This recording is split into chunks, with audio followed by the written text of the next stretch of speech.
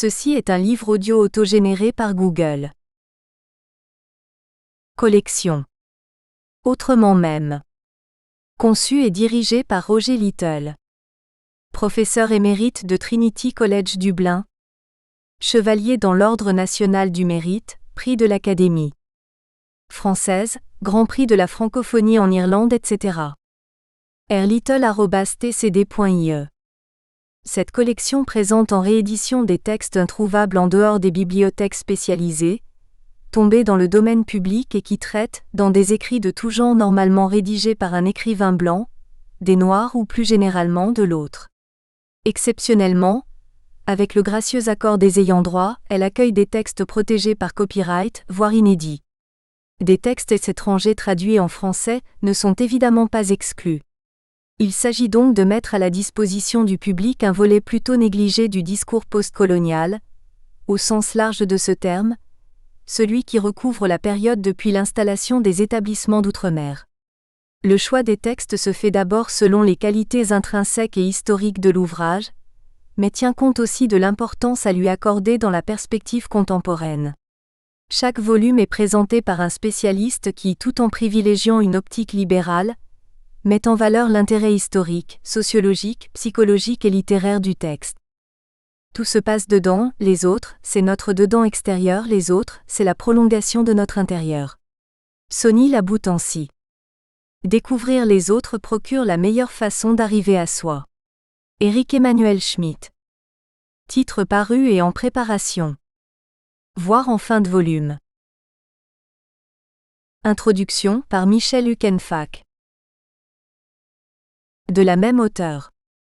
Frédéric Marcelin, Marie-Lys, roman haïtien, présentation de Michel Huckenfack, autrement même, Paris l'Harmattan 2016. Introduction. Parler avec franchise des hommes et des choses de son pays, c'est user d'un droit. Fouiller son passé, interroger son présent pour lui préparer un avenir meilleur, digne de lui, c'est remplir un devoir. Louis-Joseph Janvier. Le sabre et la plume. Pompée Valentin Vastet, 1781 à 1820, est l'une des figures emblématiques de l'ère post-révolutionnaire en Haïti, dont il défend ardemment l'indépendance et le droit à la souveraineté. Si son patriotisme exacerbé s'exprime d'abord par les armes, c'est surtout par la plume qu'il s'impose comme chevalier dévoué de la cause haïtienne. Il faut souligner que Vastet est un auteur peu ordinaire.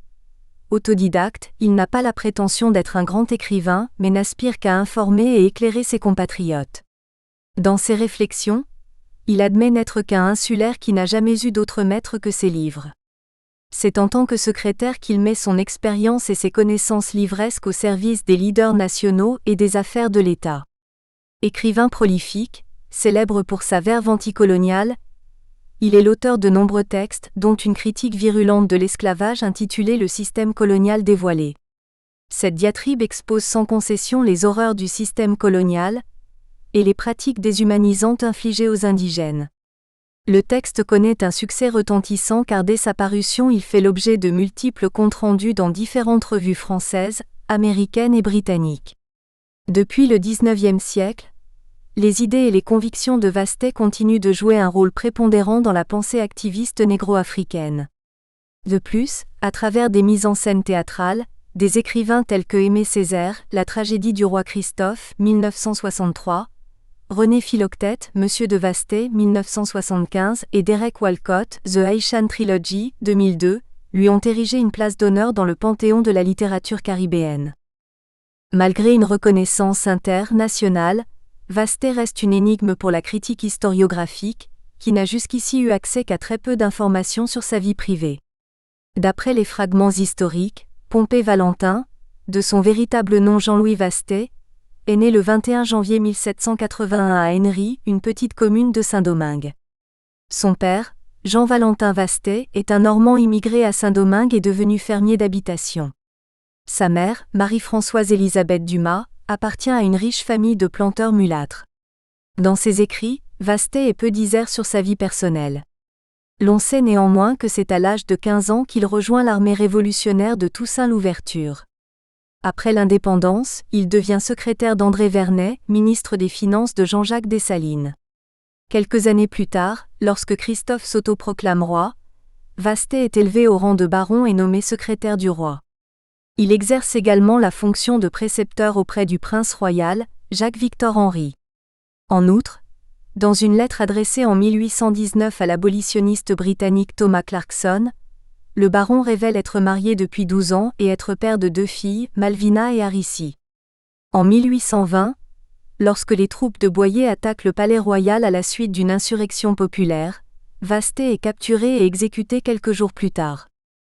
Le baron de Vasté laisse une œuvre substantielle qui offre de nombreuses perspectives non seulement sur la période post-indépendance en Haïti, en ce qui concerne tant la politique interne que les relations avec l'extérieur, mais aussi sur la condition de la race noire.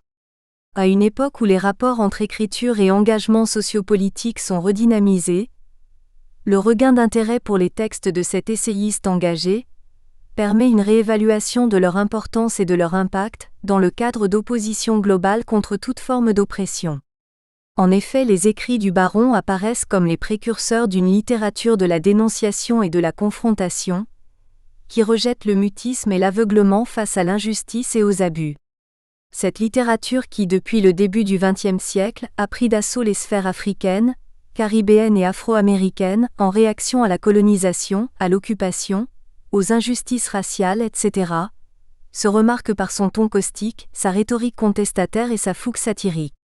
Ce sont justement ces caractéristiques qui ont conféré à la production littéraire de Vasté son succès et sa notoriété.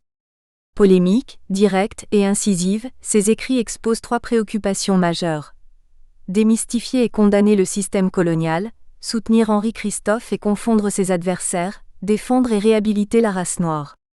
Effectivement, le baron se dit consacré entièrement au service de son roi, de sa patrie et à la défense des droits du peuple haïtien, voir page 74. Le discours anticolonial. C'est dans le contexte d'une éventuelle abolition de la traite des esclaves par le Congrès européen que le baron de Vasté entreprend la rédaction d'un compte-rendu détaillé du système colonial. Il s'agit pour lui de prendre part à la déstabilisation d'un ensemble de doctrines et de pratiques dont le joug a longtemps fait plier l'homme noir. Son vibrant plaidoyer se pose donc comme support à la cause abolitionniste, tel que l'indiquent clairement les dernières lignes de son propos introductif. Mon but en écrivant n'est pas d'aspirer à la gloire d'être homme de lettres, mais bien d'être utile à mes compatriotes, de les éclairer et de dévoiler la vérité aux Européens. Page 6. L'écriture, ainsi conçue, s'inscrit alors dans une double dimension de résistance et de survie, puisqu'elle traduit d'une part le positionnement d'une conscience en état de révolte, et d'autre part la matérialisation d'un instinct de conservation et d'un devoir de mémoire exacerbé par les circonstances historiques. La contextualisation de ce devoir de mémoire exige un retour dans le passé. Vasté débute son propos par une longue réflexion sur les crimes qui ont entaché la conquête du Nouveau Monde par les Européens, en insistant sur l'ambition excessive, la quête immodérée des richesses et la passion avare qui transformèrent ces derniers en de cruels tyrans. Il s'attarde sur Haïti, sa terre natale, dont les premiers occupants, les Indiens Taïnos, ont été massacrés par les conquérants espagnols. Ô terre de mon pays, en est-il une sur le globe qui était plus imbibée de sang humain ? Se lamente-t-il page 8. Des siècles plus tard, ce sont les ossements humains blanchis par le temps, ainsi que des débris d'ustensiles et d'œuvres d'art qui rappellent cette période sanglante de l'histoire haïtienne. Il existait donc ici avant nous des hommes, ils ne sont plus, voilà leurs déplorables restes, ils ont été détruits. Qu'avait-il fait pour éprouver un aussi funeste sort ? Il a donc passé une race d'hommes exterminateurs ? Ibidem. Soldat dans l'âme, le baron ne peut s'empêcher d'attribuer la défaite de ces hommes au manque d'armes, ces armes qui des siècles après les premiers massacres mettront un terme à la vague destructrice de l'esclavage. Je rends grâce au ciel d'avoir mis dans nos mains l'instrument de notre délivrance et de notre conservation. Ô armes précieuses, sans vous que serait devenu mon pays, mes compatriotes, mes parents, mes amis ? Dès ce moment je considérais mes armes comme le plus grand de tous les biens, page 8 à 9. Ces armes sont aussi un héritage précieux pour les générations futures, afin qu'elles aussi soient capables de repousser d'éventuels assaillants et ou tyrans et que plus jamais ne se répète l'histoire des Indiens Taïnos. Il est donc clair que les restes non humains que contemple Vasté avec amertume constituent les traces indélébiles d'un passé douloureux, qu'il devient impératif de rappeler, vu les enjeux circonstanciels, notamment le spectre d'une nouvelle colonisation française. Effectivement, l'empressement du baron à divulguer les horreurs du système colonial est aussi une réaction directe à la volonté du gouvernement français de réinstituer l'esclavage et de priver une fois de plus l'État haïtien d'une souveraineté chèrement acquise. L'arrivée d'une commission dirigée par Jean-François d'Auxion-Lavas et chargée d'établir les bases de cette restauration provoque d'abord une riposte assez vive du roi Henri-Christophe. Dans le manifeste du roi, ce dernier met en garde contre toute atteinte à la liberté et aux droits de la nation haïtienne, promettant des représailles fermes à l'encontre des éventuels envahisseurs. Roi d'un peuple libre, soldat par État, nous ne redoutons pas la guerre ni l'ennemi que nous aurons à combattre. Nous avons déjà fait connaître notre résolution de ne point nous immiscer en aucune manière dans le régime intérieur de nos voisins. Nous voulons jouir chez nous de la paix et de la tranquillité, et user des mêmes prérogatives que tous les peuples ont de se faire des lois qui leur conviennent. Si l'on mettait un pied hostile sur notre territoire, alors notre premier devoir serait de repousser cet acte d'agression par tous les moyens qui sont en notre pouvoir. Et de conclure, libres de droit et indépendants de fait, nous ne renoncerons jamais à ces bienfaits. Non, jamais nous ne consentirions à voir renverser l'édifice que nous avons élevé et cimenté de notre sang, à moins de nous ensevelir sous ses ruines. Page 17. Les propos du roi, qui mettent en avant une menace implicite de guerre, ne sont pas sans rappeler ceux que Louis Boiron-Tonnerre inscrivait dans le procès-verbal de la proclamation de l'indépendance d'Haïti. Et les généraux ont tous juré à la postérité, à l'univers entier, de renoncer à jamais à la France et de mourir plutôt que de vivre sous sa domination. Il faut rappeler que Christophe fut l'un de ces généraux engagés dans la lutte sanglante pour l'indépendance du pays. Il n'est donc pas surprenant que ces déclarations reflètent l'état d'esprit qui jadis galvanisa les troupes haïtiennes contre les combattants français. Faisant écho à celle du roi, la voix de Vastet véhicule un message analogue d'indignation et de révolte. En fait, face à l'imminence du danger, il multiplie les joutes oratoires, s'insurgeant contre la France simultanément dans ses notes à Monsieur le baron de V.P. Malouet et dans le système colonial dévoilé. Si les deux textes diffèrent quelque peu par leurs objectifs, ils sont sous-tendus par deux idéologies complémentaires. Déstabiliser la cause esclavagiste et défendre la souveraineté d'Haïti. Dans le premier, l'auteur s'indigne des suggestions de Malouet de réactiver l'appareil d'oppression et de domination des peuples noirs.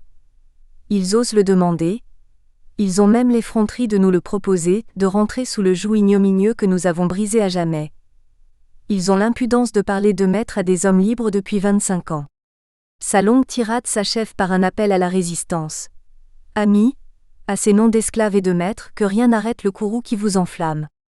Courez aux armes, à l'incendie, au carnage et à la vengeance.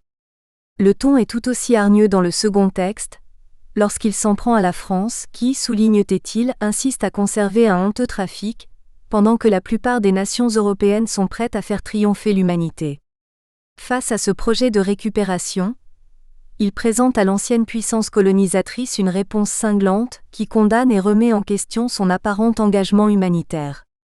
Pour lui, les Français sont les ennemis, les persécuteurs du genre humain, et leurs actions sont de l'ordre du délire, d'une infamie inconcevable.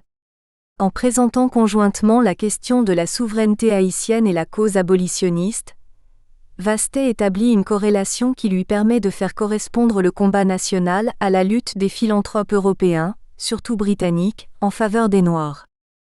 Le système colonial dévoilé est également une réaction au silence complice qui a longtemps enveloppé les sévices perpétrés par les agents coloniaux, les mettant ainsi à l'abri de toute forme de jugement.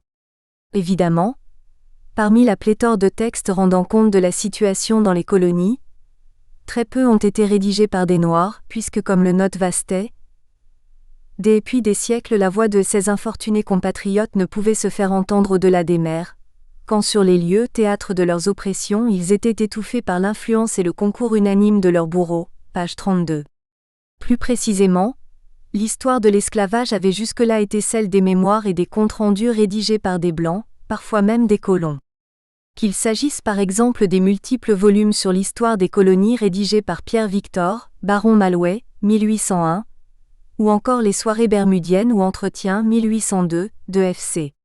Considérant ce manque crucial d'auteurs de couleur, comment espérer entendre la vérité? Vastet déplore justement le fait que parmi ces historiens, bien peu aient le courage de dire la vérité, ou encore qu'en la disant, il est cherché à la déguiser et atténuer par leurs expressions, l'énormité des crimes des colons, page 32.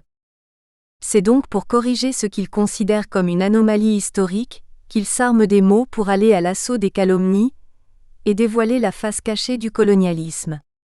Il s'agit pour lui de prêter sa plume à tous ceux dont la voix a été étouffée pendant des décennies de domination et de maltraitance. L'existence des presses haïtiennes favorise doublement cette entreprise de dénonciation.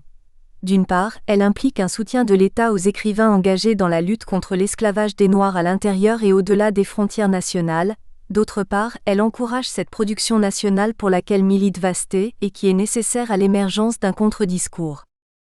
Les contraintes de revendication et de réparation que s'impose Vastet justifient l'approche fonctionnelle qu'il adopte, et qui est marquée par un ressassement de l'histoire. En opposition à l'atténuation, voire au mensonge des colons, il met en avant la véracité intrinsèque de son témoignage. Car il est bien question d'un témoignage, rédigé à partir des souvenirs des survivants. Les faits que je vais rapporter sont de la plus grande véracité. Ils sont notoires, je les ai recueillis des familles encore existantes, dont les parents ont éprouvé les supplices que je vais essayer de crayonner, et des infortunés qui ont survécu à ces tortures, page 33, écrit-il. Et il ajoute, ces témoins sont irrécusables. Ils m'ont montré à l'appui de leurs témoignages des membres mutilés par le fer ou grillés par le feu. Je les tiens d'une infinité de personnes notables et dignes de foi, ibidem. De la probité des témoins aux preuves tangibles des tourments endurés, le souci de faire jaillir la vérité est saillant. L'écrivain n'hésite même pas à inviter les accusés à se défendre. Je cite nommément les colons auteurs de ces crimes, je les défie de me démentir, déclare-t-il ibidem. En superposant réclamation et histoire, le baron s'inscrit dans la même dialectique qui fait rentrer la pratique particulière du témoignage protestataire et la transmission de l'histoire comme source de vérité dans un seul principe de concomitance.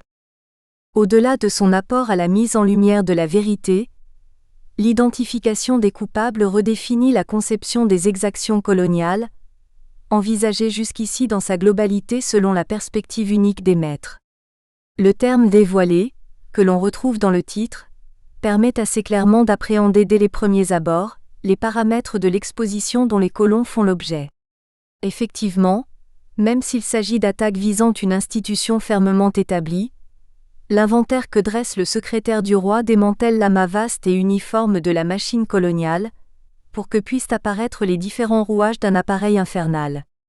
Par conséquent, ce qui constituait jusque-là un crime collectif devient une question de responsabilité individuelle.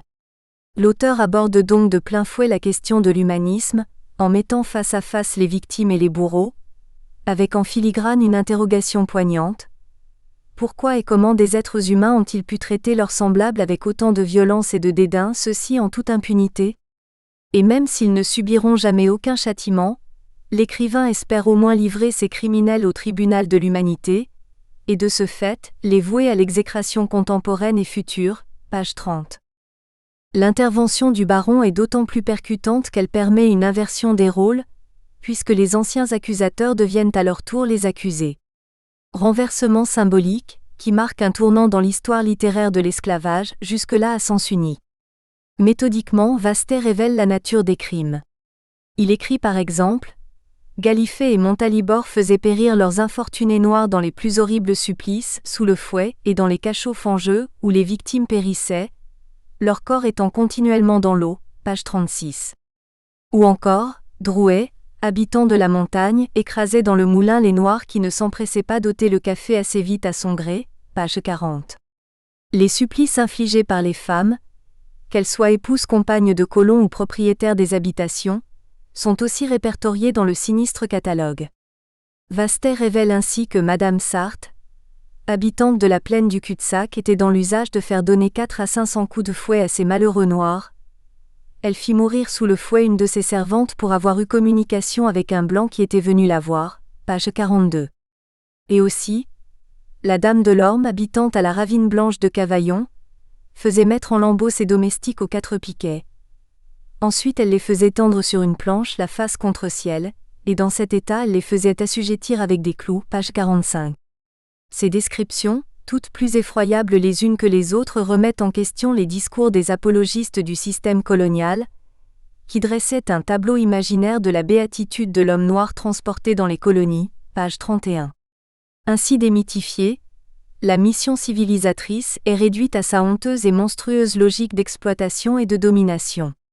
En établissant le constat des cruautés coloniales dans des plantations individuelles, le système emprunte la forme et devient l'un des précurseurs du récit d'esclaves qui se popularisera, mais surtout en langue anglaise, au XIXe siècle. Le texte du baron se distingue de ce genre par sa thématique, étant donné qu'il a pour point focal les exactions perpétrées par les maîtres blancs. Au regard des enjeux, l'écrivain veut fournir des preuves accablantes qui ne peuvent que forcer l'adhésion des abolitionnistes et les conforter dans la nécessité d'achever leur œuvre humanitaire. Il cite d'ailleurs quelques-uns de ces bienfaiteurs qui participent à la réhabilitation de la race noire, parmi lesquels le généreux Wilberforce et le vertueux Grégoire, page 29.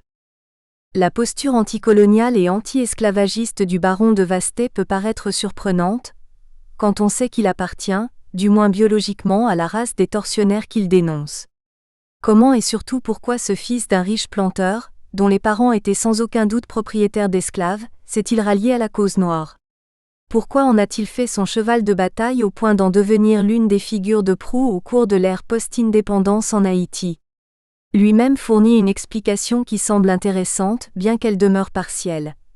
Dans ses réflexions personnelles, il avoue que sa haine des tyrans a depuis longtemps été, avec les livres, l'un de ses principaux stimulants. Cette assertion implique quelques hypothèses. Sans doute est-ce en vertu de cette haine que le baron s'identifie à la race noire, comme l'indique l'emploi de la première personne du pluriel.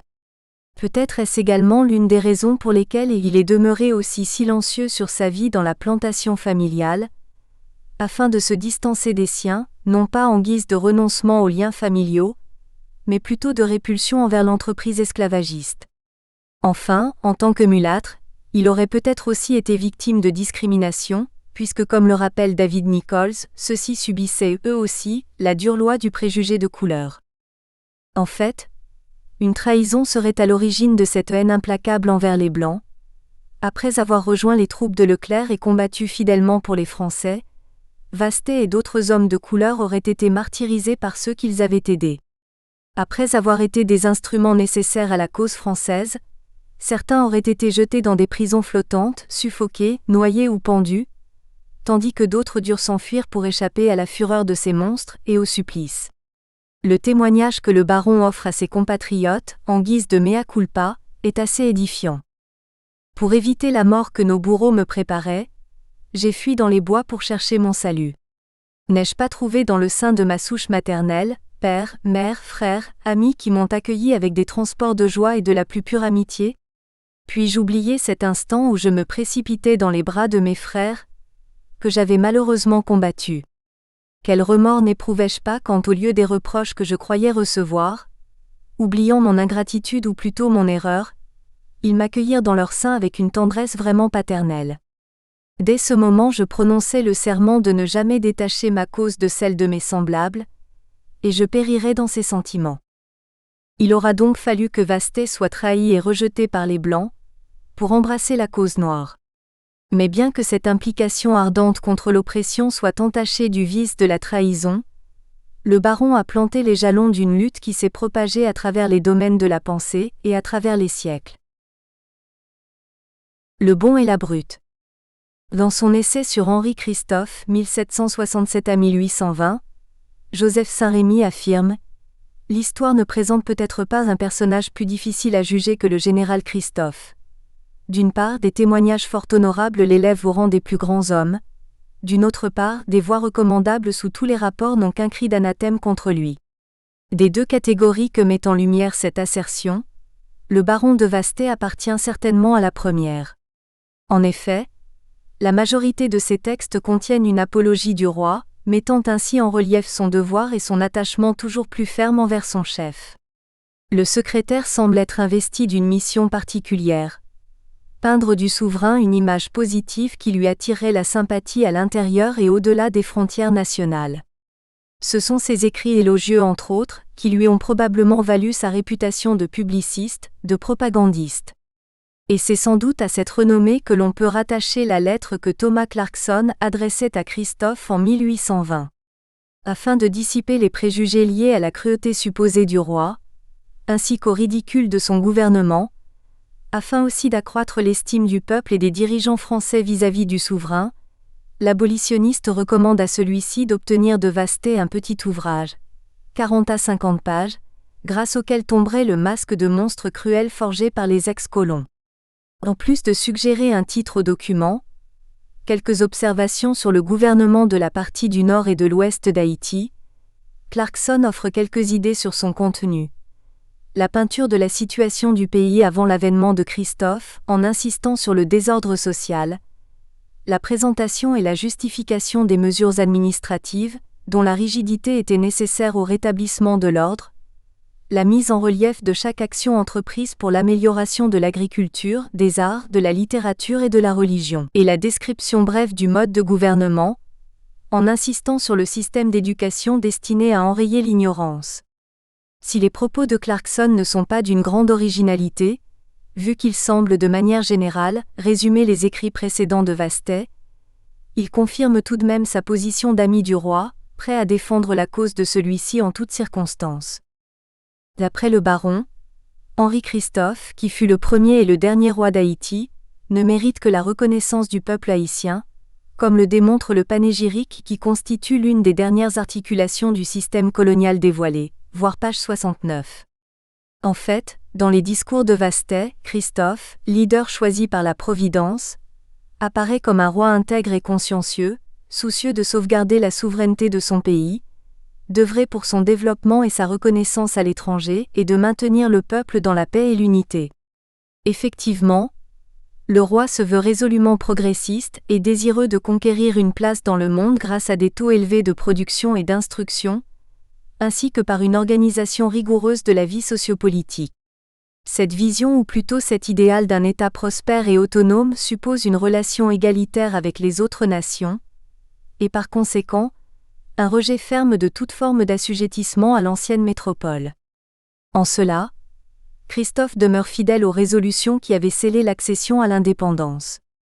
La mission qu'il s'est assignée s'inscrit dans la continuité de la proclamation solennelle et glorieuse de 1804, et il continue de s'inspirer des déclarations telles que « Jurons à l'univers entier de combattre jusqu'au dernier soupir pour l'indépendance de notre pays », et « Nous savons oser être libres, osons l'être par nous-mêmes et pour nous-mêmes ». C'est donc en des termes très élogieux que Vastet dépeint le roi, grand gardien du flambeau de l'unité nationale, défenseur de la liberté et de l'indépendance, contre les attaques de ceux qui oseraient y attenter, page 69. Sa Majesté a donné à l'univers entier, aux philanthropes de tous les pays qui désiraient de voir la réunion des Haïtiens en une seule famille, à tous les Haïtiens vertueux, une preuve éclatante que des considérations personnelles ne pouvaient l'empêcher de faire tous ses efforts pour opérer le bonheur général des Haïtiens. Sa satisfaction intérieure est la plus belle récompense que puisse jouir son cœur paternel, et ses ennemis même ne pourront pas s'empêcher de lui rendre la justice qui lui est due, page 198. Parlant justement d'ennemis, soutenir Christophe c'est aussi se dresser publiquement contre toute opposition à sa monarchie. Vastet dirige donc sa verve contre les adversaires du roi, en particulier Alexandre Pétion, 1770 à 1818. Il faut dire qu'après l'assassinat de Jean-Jacques Dessalines en octobre 1806, l'opposition entre Christophe et Pétion symbolise la fin de la manœuvre unitaire qui avait permis la conquête de l'indépendance. La scission du pays et l'établissement de deux systèmes de gouvernance entérinent cette rupture. Au sud, Pétion institue un régime républicain tandis qu'au nord, Christophe instaure la monarchie. Vastet approuve et justifie le choix de Christophe, arguant que cette forme de gouvernement était le seul moyen de garantir l'avenir du peuple haïtien, en le préservant des fureurs des guerres civiles qui le désolent depuis 25 ans, page 212, mais aussi à l'unique moyen de mettre un frein aux passions, en ôtant aux ambitieux tout espoir de parvenir à la souveraine puissance, ibidem. Mais au-delà des politiques de gouvernance, les écrits de Vastet révèlent un conflit de personnalité. À la probité de Christophe, il oppose la fourberie de Pétion, le qualifiant de traître et d'ennemi de la patrie. 3 textes, à savoir, Le cri de la conscience, 1815, Le cri de la patrie ou les intérêts de tous les Haïtiens, 1815, et Réflexions aux Haïtiens de partis de l'Ouest et du Sud, 1816, apparaissent spécifiquement comme des actes d'accusation à l'égard de Pétion. Les propos du baron s'articulent principalement autour de la guerre civile et de la menace d'une nouvelle allégeance à la France. Il établit un contraste entre le combat acharné de Christophe pour maintenir éloignée l'ancienne puissance colonisatrice et les efforts sans cesse renouvelés de Pétion pour livrer le pays à ses bourreaux. À la voix paternelle du premier qui milite pour la paix et la réconciliation, ils opposent les cris et les vociférations du second qui, en champion de la guerre civile, invite ses compatriotes à reprendre les armes. Si le système colonial dévoilé visait avant tout une audience internationale, les attaques du baron contre le général Pétion sont principalement destinées aux Haïtiens, car il s'agit de leur révéler la face cachée de celui qu'il surnomme le caméléon politique, et qu'il n'hésite pas à qualifier de monstre, page 176. Dans l'optique de ce dévoilement, il retrace la carrière militaire de Pétion, en insistant sur ses collaborations successives avec différents chefs et sur les trahisons qui auraient émaillé son parcours. L'écrivain apparaît d'autant plus déterminé qu'il s'agit aussi de répondre à une attaque directe contre lui, rédigée par Pétion et intitulée Le peuple de la République d'Haïti, à Mrs Vastet et Limonade. Le cri de la conscience est une riposte à cet écrit. Vastet déclare en son nom privé, descends-re dans l'arène pour foudroyer le vice impur, page 74. Il se livre à une critique acerbe du général. Selon lui, Pétion est avant tout guidé par une ambition excessive à laquelle il a toujours sacrifié. Son désir d'acquérir la position de leader incontesté serait à l'origine des nombreuses trahisons envers ses anciens chefs, y compris Toussaint, Rigaud et Dessalines, page 131. Vastet s'insurge contre les multiples volte-face du général, dont la plus récente, à l'époque où il écrit, est dirigée contre le peuple haïtien. Il accuse spécifiquement celui-ci d'œuvrer dans l'ombre pour trahir la cause haïtienne en aidant les Français à rétablir leur domination et devenir leur proconsul. La relation de ce dernier avec l'espion français d'Auction Lavas fait l'objet d'une analyse étendue, qui en révèle le véritable enjeu.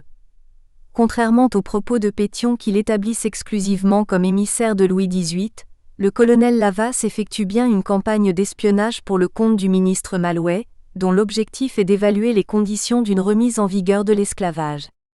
En réfutation aux assertions mensongères de son adversaire, le baron produit de multiples preuves, y compris des extraits de journaux et des pièces de correspondance officielles, dont un désaveu formel de Louis XVIII quant à la prétendue mission de Lavas. Il ajoute en supplément la note de Lavas à Pétion, dans laquelle il se reconnaît agent principal de SE le ministre de la Marine et des Colonies. Il accable davantage le général en citant ses propres écrits, portant mention de son enthousiasme et son soutien au projet français. Selon le baron, le démenti de Louis XVIII ainsi que la correspondance entre Lavas et Pétion, entre autres, confirment la fourberie et la culpabilité de ce dernier.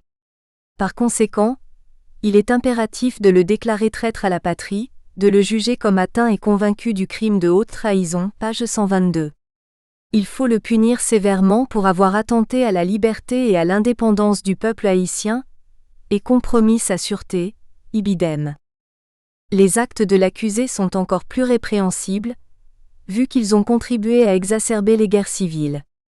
Vastet accuse Pétion d'avoir instigé les dissensions, et de les entretenir afin de satisfaire son ambition de détrôner Christophe et d'être le seul maître d'Haïti. Dans sa quête effrénée et excessive du pouvoir, il a brisé le code de l'honneur en armant les Haïtiens les uns contre les autres. Il est donc coupable d'un crime capital, à savoir l'assassinat d'un peuple entier, page 120. Le terme assassinat implique une préméditation que le baron souligne tout au long de sa critique en évoquant le marchandage et les intelligences de l'accusé avec le gouvernement français, ainsi qu'avec les anciens colons. Dans un pays sur lequel plane encore l'ombre d'un passé sanglant, la violence interne ne peut qu'être dévastatrice, surtout lorsqu'elle repose sur la réactivation d'un fléau aux conséquences avérées, le préjugé de couleur. Vastet déplore le fait qu'à une époque où il est important de promouvoir l'unité, le général manœuvre en sens inverse, mettant de ce fait en péril la cohésion nationale. Son indignation dissimule à peine la peur latente d'une autre ère marquée par la haine et l'exploitation d'une partie de la population, précisément les Noirs. L'ampleur d'un tel danger l'incite à rappeler l'époque des héros et à militer pour un recours aux armes, compagnons des Geffrard, des Ferrou, des Jean-Louis François. Haïtiens, qui avez combattu glorieusement pour la liberté et l'indépendance de votre patrie, levez-vous. Courez aux armes. Arborez l'étendard de la liberté et de l'indépendance, s'exclame-t-il page 123. La violence qu'implique ce discours semble être nécessaire pour éviter la catastrophe entrevue. Le combat mené jadis constitue une référence historique, un héritage dont les Haïtiens doivent se montrer dignes. Les prescriptions de Dessalines résonnent encore dans le cœur du soldat que Vastet fut jadis. Le célèbre général préconisait la concorde, afin de maintenir l'autonomie acquise au prix du sang. C'est ce legs que défend l'ancien combattant, lorsqu'il recommande l'opposition par la force. Les exploits des héros de l'indépendance seraient certainement réduits à néant, si cette génération se laissait de nouveau arrimer aux chaînes de l'esclavage. Cet appel est réitéré avec plus d'insistance dans les réflexions adressées aux Haïtiens de parties de l'Ouest et du Sud. S'appuyant sur l'assassinat du général Delvar, Vastet dresse une fois de plus le portrait d'un Pétion ambitieux, hypocrite et méchant. Le dernier trait est particulièrement mis en exergue. Selon le baron, au sortir d'un emprisonnement de 5 ans, Delvar ne représentait aucune menace pour Pétion. Pourtant celui-ci le fit assassiner, poussant l'ignominie jusqu'au bout, en invitant sa victime à un festin. Pour le secrétaire du roi, un tel acte confirme la scélératesse de l'homme de l'île de Rateau. Il le loge d'ailleurs à la même enseigne que quelques-uns des plus grands ambitieux et fourbes de l'histoire, entre autres, Louis XI et César Borgia. Le baron renouvelle sa requête d'un châtiment envers le coupable. Qu'un d'entre vous se lève et dise « Il faut que par mes nobles efforts je contribue à éteindre la guerre civile, à réunir mes compatriotes en une seule et même famille. Il faut que je chasse ou fasse tomber sous mes coups l'ambitieux Pétion » page 186. Dans le but de susciter une prise de conscience générale et de renforcer ses exhortations à une rupture définitive avec Pétion, Vastet insiste sur les insuffisances de ce dernier en matière de leadership, surtout son incapacité à tenir ses promesses envers le peuple. Pétion vous avait promis de faire régner l'ordre, les lois, la justice et l'équité, et il vous a plongé dans l'anarchie et le désordre le plus complet, sans loi et sans justice. Page 183. À l'anarchie de la République de Pétion, il oppose évidemment l'ordre de la monarchie de Christophe.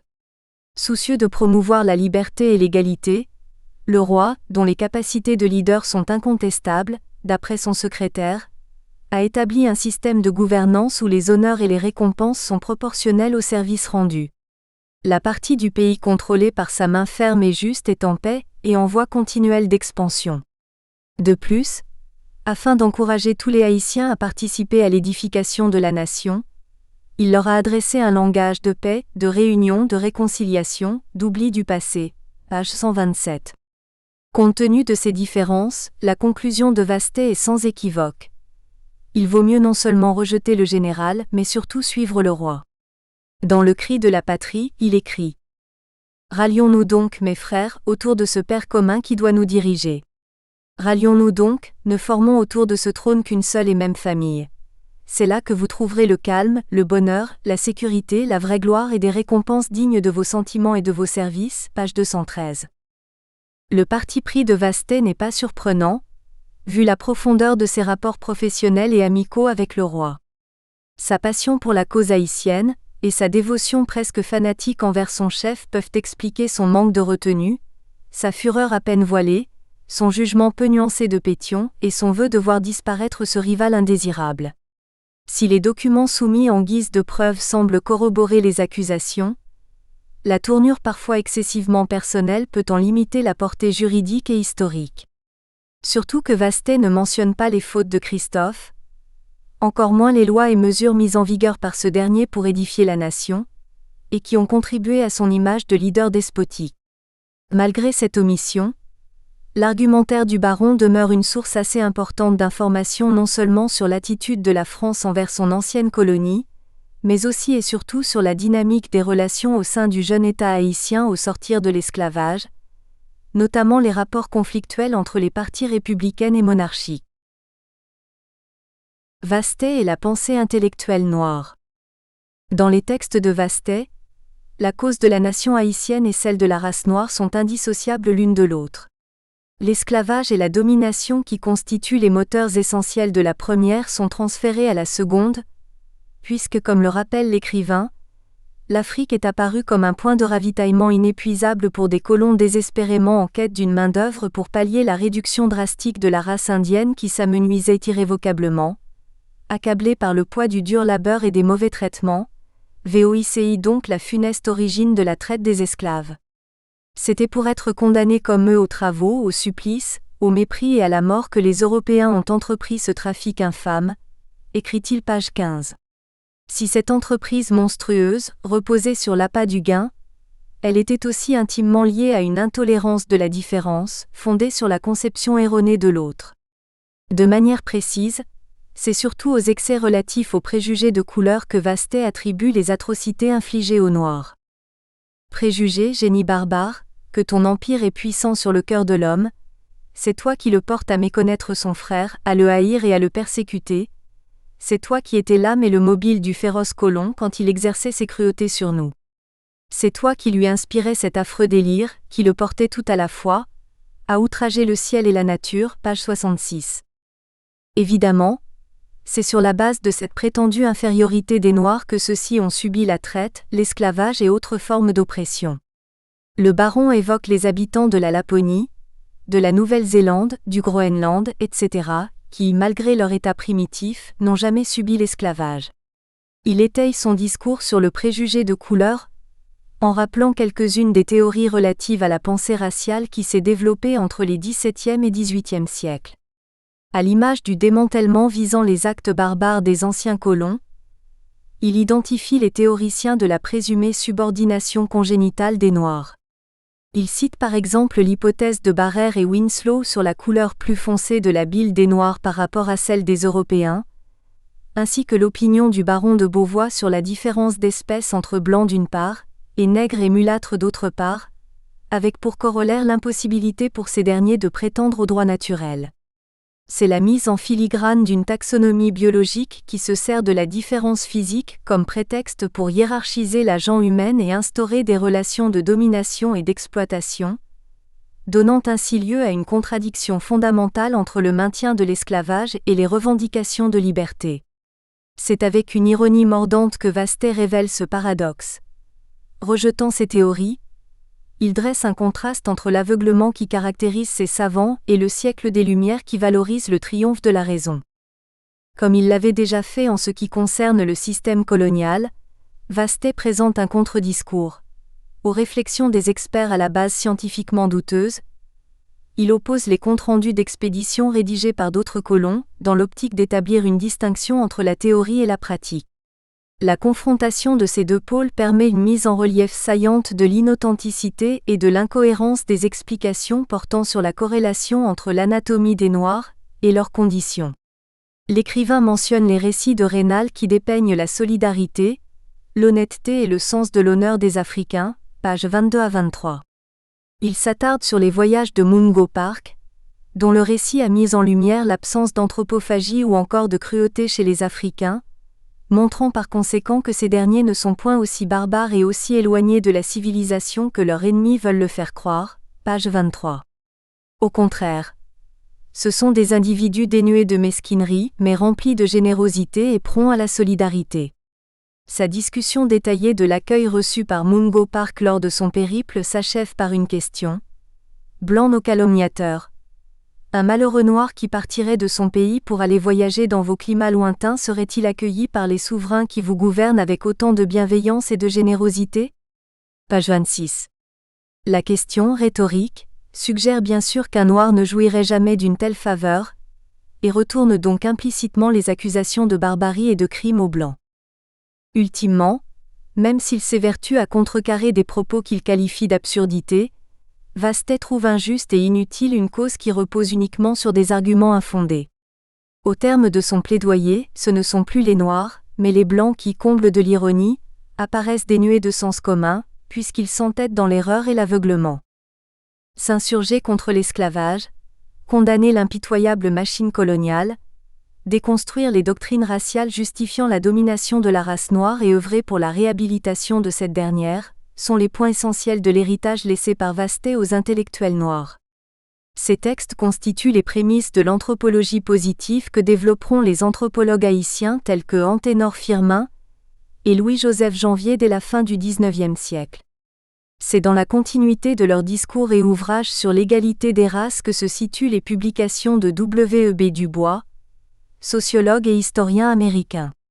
Son recueil d'essais, The Souls of Black Folk 1903, Les âmes du peuple noir 2004, examine la réalité de l'expérience quotidienne noire à l'époque de la ségrégation. Au début du XXe siècle, Du Bois admet, comme Vastet un siècle plus tôt, que le préjugé de couleur demeure un élément essentiel des rapports entre blancs et noirs.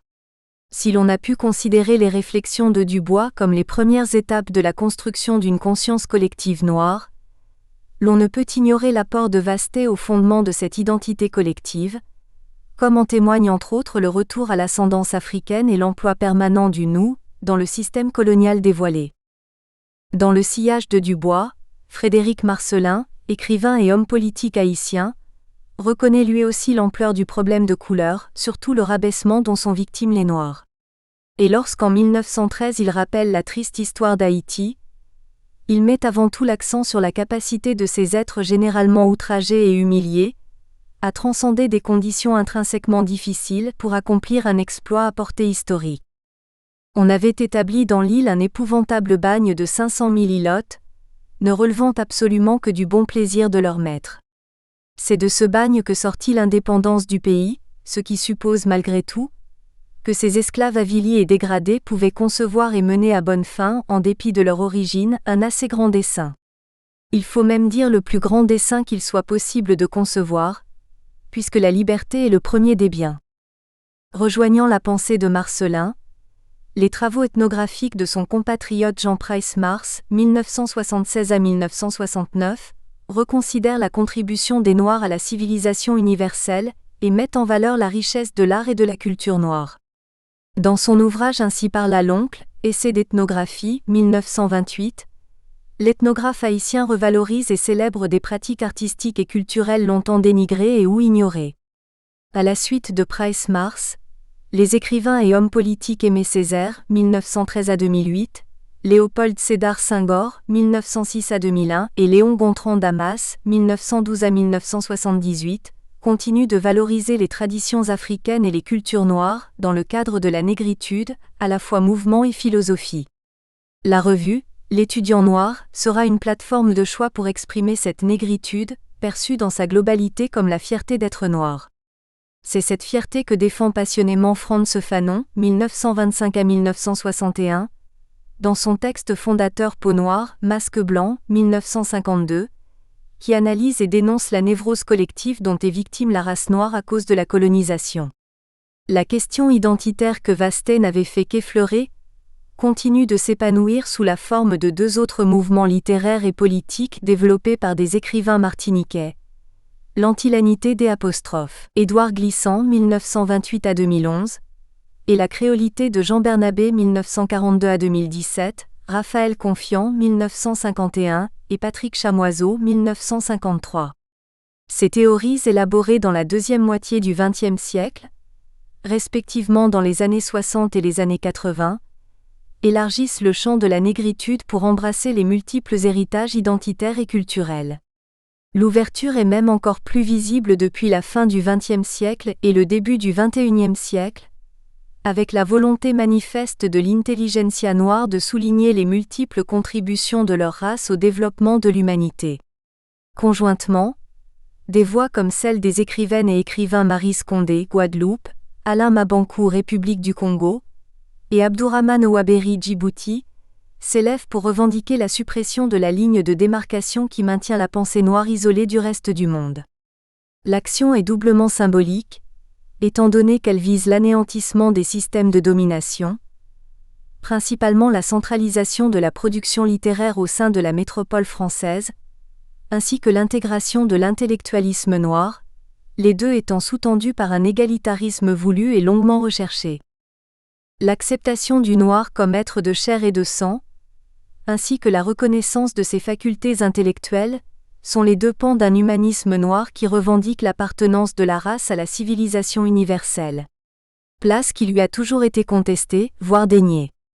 Dans cette perspective, l'on ne peut manquer d'évoquer le mouvement politique et social Black Lives Matter, La vie des Noirs compte, ou encore Les vies noires comptent, dont les débuts en 2013 marquent un autre moment important dans l'expansion de la pensée collective noire. Depuis sa création, le mouvement s'est propagé au-delà des frontières américaines et est devenu un cri de ralliement pour les peuples noirs du monde entier. Dans le contexte d'une recrudescence de la violence envers les Noirs, les plaintes de Vastet résonnent aussi vivement qu'à leur diffusion 2 siècles plus tôt, lorsqu'ils s'insurgeaient contre les horreurs de l'esclavage. La popularité de ce mouvement démontre que malgré l'écart temporel, la mort continue de planer sur les têtes des Noirs comme sur celles des plus vils animaux, selon la formule du baron. En outre, l'assurance de l'impunité qu'ils relevaient jadis demeure pour les Noirs une préoccupation certaine, leurs bourreaux recevant rarement des peines proportionnelles au crime. La prépondérance d'écrivains dans la création des mouvements de défense de l'identité noire justifie l'apport substantiel de la littérature à la perpétuation du travail amorcé par Vastet. Patoila, 1921, de René Maran, dont la préface est un véritable réquisitoire contre le colonialisme français, ouvre la voie à une pléthore de textes qui s'adaptent au contexte historique pour dénoncer les vicissitudes de la race noire. Certains écrivains comme Mongo Betty, Le pauvre Christ de Bomba, 1956, n'hésitent pas à ridiculiser le missionnaire blanc, avec une ironie qui n'est pas sans rappeler celle de Vastet envers les grands théoriciens de la pensée raciale. À la suite du colonialisme, le néocolonialisme et la dictature sont convoqués au tribunal littéraire de la cause noire. Et c'est toujours avec une ironie mordante que les écrivains dénoncent les persécuteurs des Noirs. L'année 1968 marque même, en Afrique et dans les Antilles françaises, l'émergence du roman de la dictature, qui répertorie les crimes des tyrans envers le peuple. Les auteurs critiquent particulièrement les souffrances infligées aux Noirs par d'autres Noirs. Le nègre crucifié, 1974, de Gérard Étienne illustre bien cet air fratricide. Il s'agit en effet d'un compte-rendu de l'expérience carcérale de l'auteur pendant le règne de François Duvalier, Papa Doc, considéré comme l'un des dictateurs les plus sanguinaires de l'histoire d'Haïti. Récit de torture, d'humiliation et d'agonie, le texte pourrait, suivant la logique scripturale de Vastet, être sous-titré « Le système dictatorial dévoilé ». La migration, perçue souvent comme l'un des corollaires de la colonisation et de la dictature, a aussi été mise en fiction pour exposer l'exploitation et les peines endurées par les Noirs en quête de l'Eldorado, ou en fuite face aux exactions perpétrées par les régimes despotiques. Une problématique que Patrick Chamoiseau résume en ces termes. Sur quoi se fondent les élans migratoires ? Bien sûr, la guerre, la terreur, la peur, la souffrance économique, les désordres du climat. Mais aussi sur l'appel secret de ce qui existe autrement. La plupart des migrants ont identifié le lieu d'une arrivée, qu'ils ont choisi ou qu'a choisi pour eux leur perception du monde. Face aux préjugés physiques et intellectuels qui perdurent vis-à-vis de la race noire, les écrivains continuent d'utiliser la plume comme une arme et par conséquent, perpétuent la philosophie de Vastet d'une activité scripturale qui s'oppose, réfute et revendique, et qui s'appuie sur le désir de faire triompher le droit et la vérité. La déclaration suivante en constitue un résumé exemplaire. Et nous s'écrivons pour revendiquer nos droits indestructibles et éternels, pour la cause la plus juste qui ait jamais existé, pour jouir des mêmes avantages des peuples civilisés, pour nous soustraire à l'oppression de nos bourreaux, page 71. Le baron de Vastet est dans l'histoire. Qu'a retenu l'histoire de Vastet ?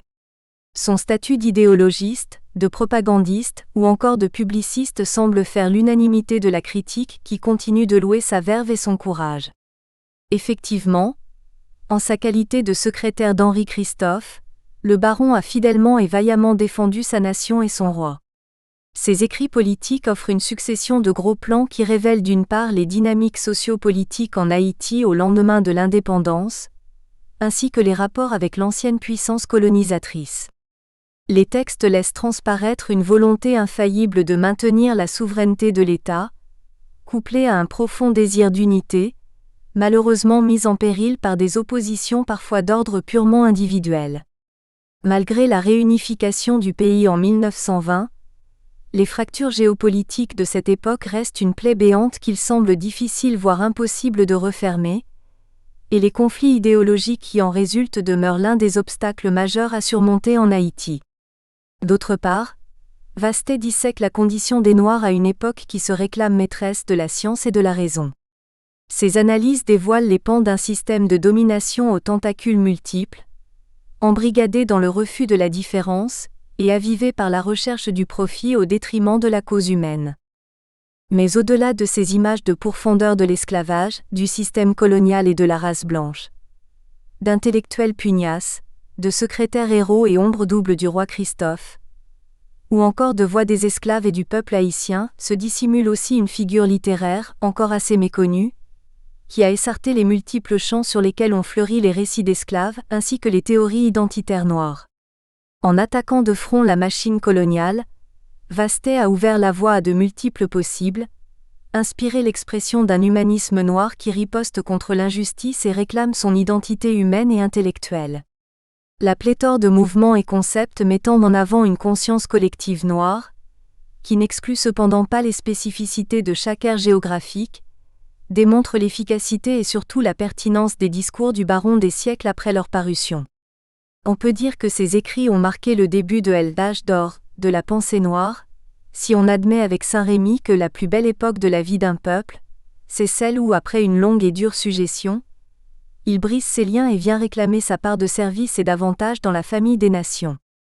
En fait, si la négritude demeure un point de référence pour les études postcoloniales, on ne peut renier son statut comme descendante de la pensée anticoloniale et antiracialiste de Vastet. Avant la cohorte de Césaire, Vastet fut. Et le travail accompli par ce grand prosateur reste l'une des fibres essentielles du fil d'Ariane qui continuera de guider la pensée intellectuelle noire vers la sortie du labyrinthe racial. Note technique. L'origine des textes recueillis dans le présent volume est indiquée dans notre bibliographie sélective ci-après. Les notes d'origine paraissent telles quelles. Tout ajout entre crochets dans le texte ou les notes est de notre fait. Quant à l'orthographe, nous l'avons légèrement modernisé. Nous avons distingué État et écrit haïtien au lieu de haïtien par exemple. Un léger remaniement de la ponctuation rend également la lecture plus aisée pour le lecteur d'aujourd'hui. Les portraits proviennent de l'ouvrage de S. Mexan Rousier, Dictionnaire géographique et administratif universel d'Haïti, ou Guide général en Haïti, Paris, Librairie brevetée Charles Blot, T. 2, SD 1892. MK et RL. Bibliographie sélective. Texte de Vastet, ordre chronologique. Le système colonial dévoilé, Cap-Henri, Pérou, imprimeur du roi, 1814. Note à Monsieur le baron de V.P. Malouet, ministre de la Marine et des Colonies, de Sa Majesté Louis XVIII et ancien administrateur des colonies et de la marine, ex-colon de Saint-Domingue, etc., en réfutation du 4e volume de son ouvrage intitulé « Collection de mémoires sur les colonies et particulièrement sur Saint-Domingue, etc. » Cap-Henri, Pérou, imprimeur du roi, 1814.